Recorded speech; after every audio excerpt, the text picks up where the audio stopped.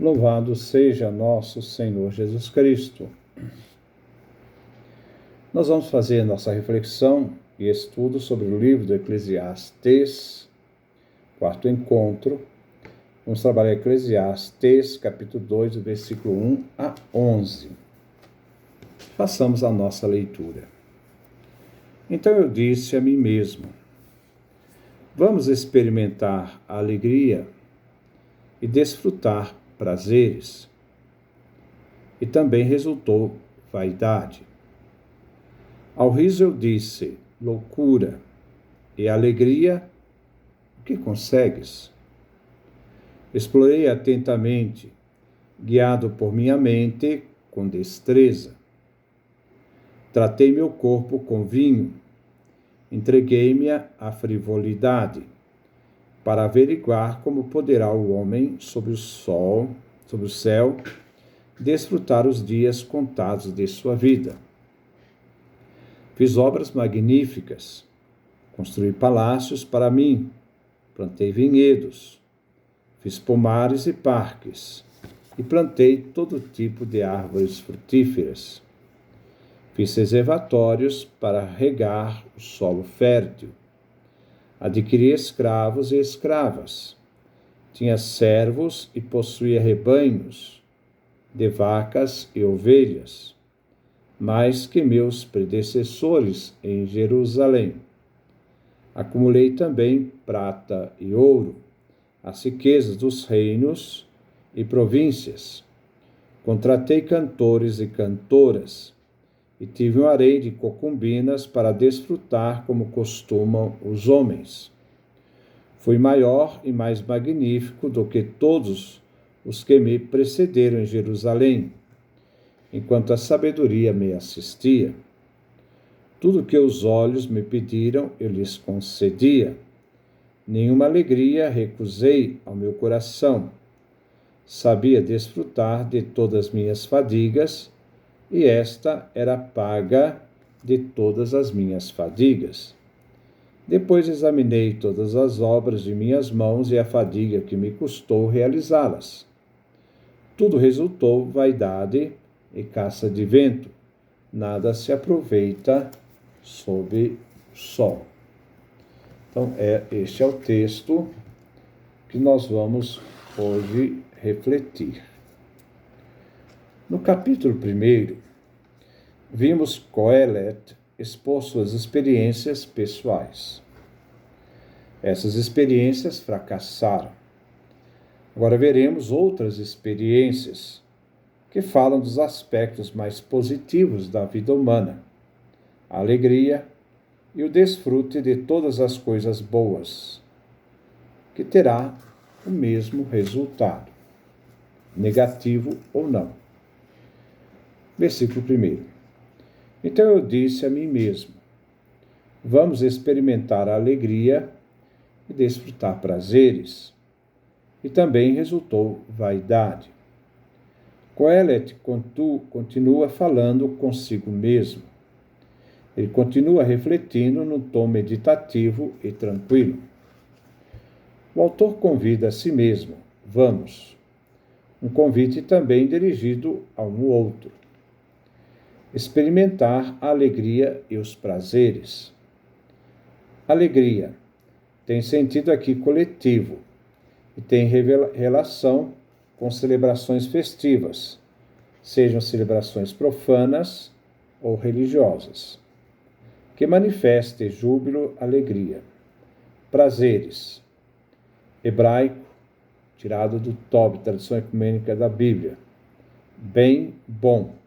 Tem sentido objetivo a natureza mais íntima, bem como situações éticas ou mais. Ele refere a prazeres aos bens que gozamos e que nos dão prazeres, mas também é vaidade. Coelet chega novamente a um juízo negativo, mas esse juízo não tem raiz moral ou ética. Não é nesse campo que ele está entrando. São experiências fúteis e vãs. Versículo 2. Ao riso eu disse: loucura. e a alegria. O que consegues? Se deve tirar toda a ilusão. O riso e a alegria são manifestações externas de um estado de ânimo que encontra prazer. Aqui tem um sentido negativo. O que consegues? Ele, o autor, Coelet, quer penetrar no mais íntimo do coração humano, que de dentro brota no ser humano esta forma de riso e alegria. Afinal, qual é o sentido mais profundo que os seres humanos aspiram e desejam? O que orienta as vidas humanas? A alegria pode explodir no riso, mas para Coelet isto é loucura, é inútil para a vida. Versículo 3. Explorei atentamente, guiado por minha mente, com destreza. Tratei meu corpo com vinho. Entreguei-me à frivolidade para averiguar como poderá o homem sob o céu desfrutar os dias contados de sua vida. O autor, que se identifica com Salomão, afirma que o vinho é para o corpo, ao passo que o coração vigia. É um beber sem embriagar-se, sem perder o sentido. É desfrutar de modo moderado. Explorei atentamente, guiado por minha mente com destreza. Coelet faz uma investigação introspectiva, isto é, explorou sua mente e seu coração, o mais íntimo dele, de tudo que está debaixo do sol. Meu corpo com vinho, a força da atuação do vinho, loucura ou alegria. Existe uma força sedutora do vinho. A conotação aqui não é ética nem moral da carne. Se deve entender vinho como símbolo dos prazeres dos sentidos, que o ser humano pode experimentar como ser corporal. O autor escolheu vinho porque ele proporcionava em si mesmo prazer e simbolizava alegria. Não há festa sem vinho. A boda de Caná nos lembra isso. A quem dá vida o vinho? Aquele que o bebe com moderação. Que vida é aquela que, quando falta o vinho, que foi criado no princípio para alegria? Alegria, gozo e euforia é o vinho bebido a seu tempo e contento. Eclesiástico, capítulo 31, versículo 27 a 28. Para averiguar como poderá o homem sob o céu desfrutar os dias contados da sua vida, o ser humano deve averiguar com seus próprios olhos, pois o autor procura aquilo que na vida não caia naquilo que é inútil ou vaidade. A vacuidade. Os dias do ser humano são contados. Falando aqui da brevidade da sua vida, para os dias do ser humano, que são frágeis, efêmeros. Assim, Coelet busca o que é bom para o ser humano em sua vida frágil, terrestre, sobre o céu. Versículo 4. Fiz obras magníficas, construí palácios para mim, plantei vinhedos, isto é, uma espécie de Édens de Salomão. Ele procurou construir. Coelet inicia enumerando suas obras. Construir palácios. Não precisava ser ele mesmo que construísse os palácios, mas aqueles que construíam em seu nome e às suas custas. Plantei vinhedos. O mundo judaico daquele tempo era rural e agrícola. A riqueza se mostra pelas grandes extensões de terras. O vinho era a planta, era o fruto mais nobre estimado em toda a antiguidade. Versículo 5. Fiz pomares e parques e plantei todo tipo de árvores frutíferas. Pomares e parques. A horta se distingue dos parques. Na horta se plantava plantas comestíveis, como hortaliças, ou frutos comestíveis, árvores frutíferas. No parque jardim, a finalidade era recreativa, como procurou plantar todo tipo de árvores frutíferas. Versículo 6. Fiz reservatórios para regar o solo. Fiz represas em Jerusalém, porque em Jerusalém não existem fontes de água, de águas naturais. É preciso a construção de represas para conter as águas das chuvas, que naquela região é exceção. Encher as represas também com água tirada dos poços artificiais. Para isso tinha servos, se possuía rebanhos de vacas e ovelhas, mais que os predecessores em Jerusalém. Aqui quer mostrar a riqueza de Salomão. Adquirir escravos e escravas. Coelet, Salomão, era uma pessoa muito rica. Ele possuía escravos e animais. No mundo antigo, escravos e animais estão no mesmo nível. Significa propriedade, e que os mandamentos defendiam o direito de propriedade. Não cobiçarás os bens do teu próximo, Não cobiçarás a mulher do teu próximo, seus bens, nem sua escrava, nem seu boi, nem seu jumento, nem nada que seja dele. Êxodo capítulo 20, versículo 17, Deuteronômio capítulo 5, versículo 21. Servos são escravos familiares que nasceram na casa. Escravos e escravas eram comprados no mercado. Coelet possuía abundância de escravos, servos e animais, sinal de ser possuidor de uma grande fortuna. Mais que meus predecessores de Jerusalém. Não só Davi, mas também aqueles não-judeus que governaram em Jerusalém. Versículo 8. Acumulei também prata e ouro, as riquezas dos reinos e províncias. Contratei cantores e cantoras e tive um harém de concubinas para desfrutar, como costumam os homens. Coelet, agora, refere aos seus tesouros, ouro, prata, que eram garantias do poder de um rei.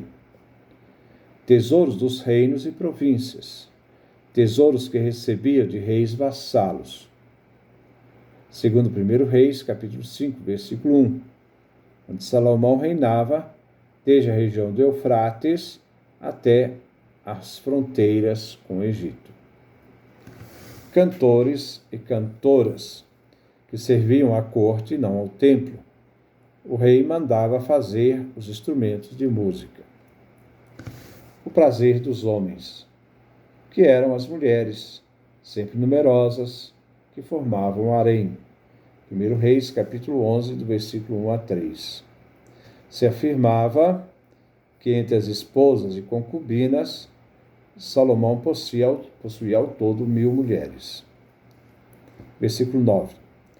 Fui maior e mais magnífico do que todos os que me precederam em Jerusalém, enquanto a sabedoria me assistia.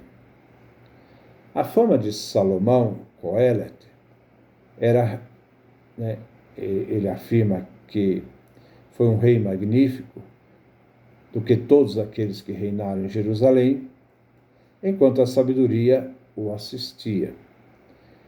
Enquanto expressa duração temporal, finita, durante o tempo em que era assistido pela sabedoria.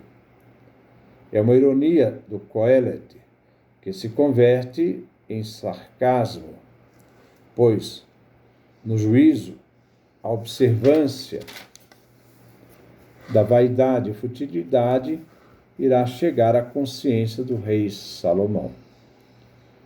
Versículo 10. Tudo que os olhos me pediam, eu lhes concedia. Nenhuma alegria recusei no meu coração. Sabia desfrutar de todas as minhas fadigas, e esta era a paga de todas as minhas fadigas.